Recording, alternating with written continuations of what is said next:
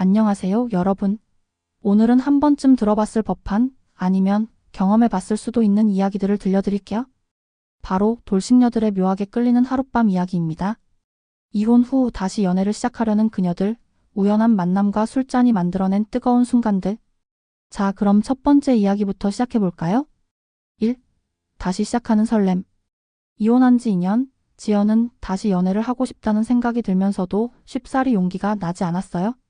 직장과 집만 오가는 단조로운 일상, 주말이면 넷플릭스를 보며 시간을 보내는 무료한 나날들. 그러던 어느 날, 절친 민주는 그녀를 보더니 단호하게 말했어요. 야, 너 이러다가 영영 썩는다. 오늘 나랑 술 마시러 가자. 진짜 괜찮은 남자 소개해줄게. 야, 나 이런 자리 별로야. 너한테 선택권 없어. 그냥 나와. 민주는 이미 모든 걸 계획한 듯 했어요. 결국 거울 앞에서 한참을 고민하다가 예전에 자주 입었던 몸에 딱 붙는 원피스를 꺼내 입었죠. 은근히 드러나는 가슴 라인, 그리고 마지막으로 붉은 립스틱까지 바르고 나서야 밖으로 나섰어요. 2. 강렬한 첫인상. 장소는 강남의 한바. 조명이 은은하면서도 세련된 분위기의 술집이었어요. 테이블에 앉아있는 남자는 준호, 훤칠한 키에 깊은 눈빛이 인상적인 남자였죠. 안녕하세요, 처음 뵙겠습니다. 그의 낮고 부드러운 목소리에 지연은 잠시 긴장했어요. 네, 반가워요. 준호는 여유롭게 웃으며 와인을 주문했어요. 가볍게 건배를 하며 자연스럽게 이야기가 이어졌죠. 술은 자주 하세요? 예전엔 좋아했는데 요즘은 같이 마실 사람이 없어서 잘 안 마셔요. 오늘은 부담 없이 즐겨요. 준호의 눈빛이 자연스럽게 그녀의 쇄골과 가슴 라인으로 향하는 걸 지연은 느꼈어요. 하지만 피하지 않았죠. 오히려 은근히 즐기고 있는 자신을 발견했어요. 3. 술이 만들어낸 긴장감. 와인 한 병을 비우고 칵테일까지 추가되면서 분위기는 더 무르익었어요. 준호는 유머러스하면서도 다정한 태도로 그녀를 편하게 해줬고 지연도 점점 긴장을 풀고 솔직해졌죠. 이혼한 지 좀 됐지만 다시 연애하는 게 쉽지는 않네요. 이혼이 흠은 아니잖아요. 오히려 더 매력적인데? 준호가 똑바로 바라보며 말하는데 순간적으로 심장이 두근거렸어요. 아, 나 좀 취했나 봐요. 얼굴이 빨개졌네요. 귀여운데요? 그의 말투는 장난스러웠지만 눈빛은 점점 진지해졌어요. 지연은 알면서도 피하지 않았죠. 4. 모텔로 향하는 길. 술집을 나섰을 때 지연은 휘청였어요. 준호가 자연스럽게 그녀의 허리를 감싸며 속상했죠. 괜찮아요? 너무 취한 것 같은데. 조금 어지러워요. 근처에서 좀 쉬고 갈까요? 지연은 망설였어요. 하지만 준호의 따뜻한 손길이 기분 나쁘지 않았어요. 오히려 기대고 싶었죠. 모텔 로비에 들어서자 심장이 미친 듯이 뛰었어요. 방에 들어서자마자 준호는 그녀를 부드럽게 안아주었죠. 후회 안 할 거죠? 지연은 대답 대신 그의 목을 감싸 안으며 입술을 맞추었어요. 뜨거운 밤이 시작되고 있었죠. 두 번째 살해 직장에서 시작된 관계. 지연은 35세로 이혼 후 일에만 몰두하며 살아가고 있었습니다.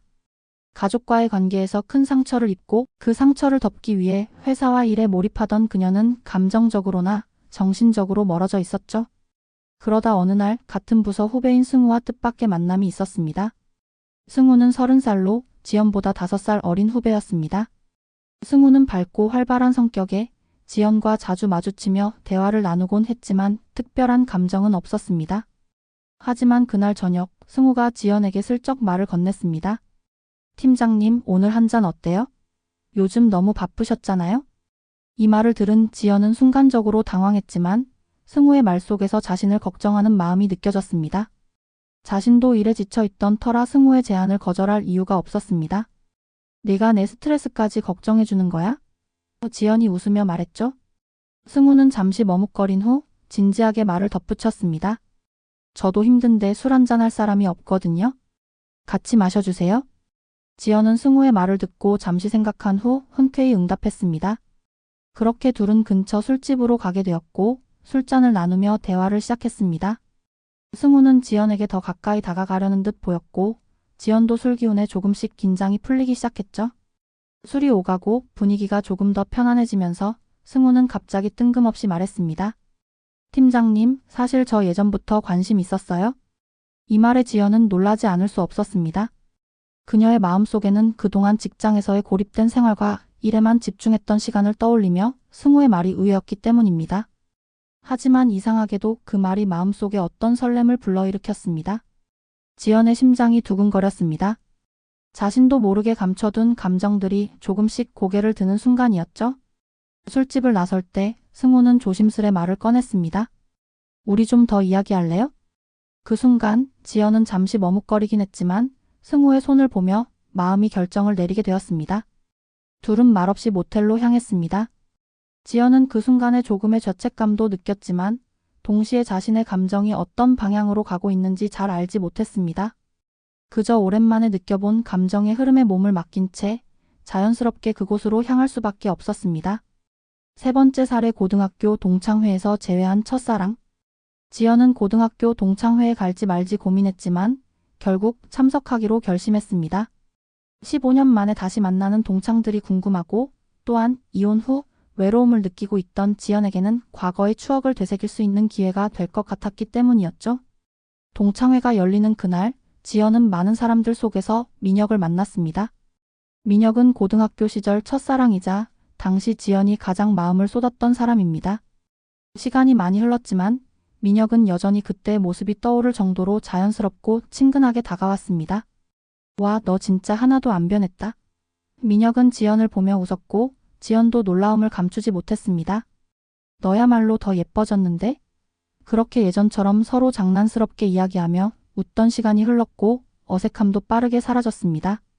민혁은 지연이 이혼한 사실을 알고 있었고 술잔을 기울이며 진지한 표정으로 물었습니다. 야, 근데 너 이혼했다며? 힘들었겠다. 지연은 잠시 생각에 잠겼다가 다시 미소 지으며 말했습니다.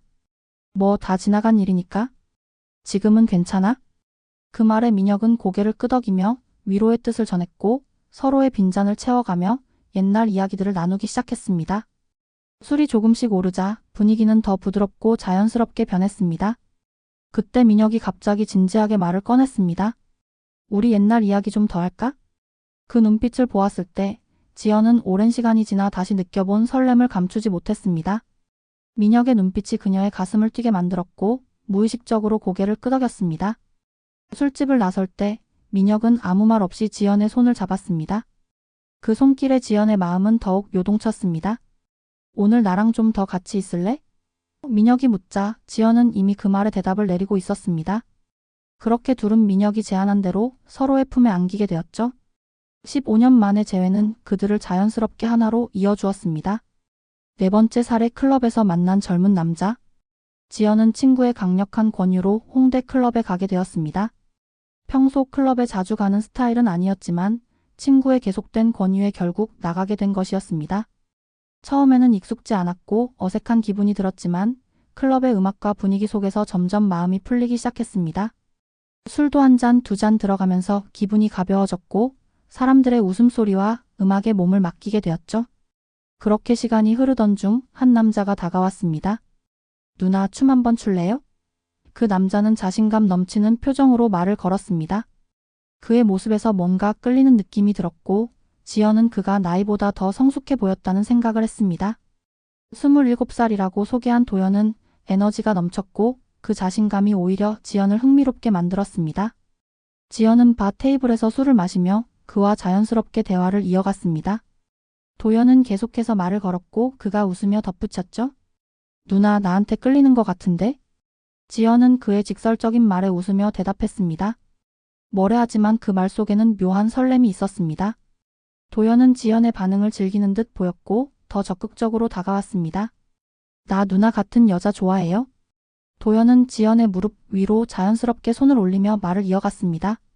처음에는 살짝 당황스러웠지만 지연은 이상하게도 그의 손을 밀어내고 싶지 않았습니다.